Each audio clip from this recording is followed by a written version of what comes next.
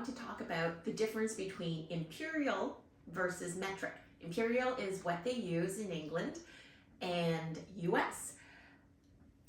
And metric is what we use everywhere else. In metric, this is a meter, whereas in most of the US and in England, chains and measurements are by the foot. In 1 meter, there are 3.28, almost 3.3 feet, and 39.4 inches in a meter. For bracelets, on average, for me, in North America, is 6.5 to 7 inches per bracelet. So you can get 5 to 6 bracelets out of a meter.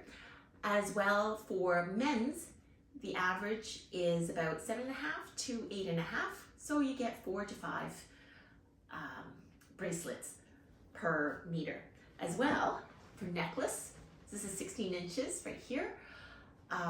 And 1 meter will get you 2 necklaces and maybe plus a bracelet.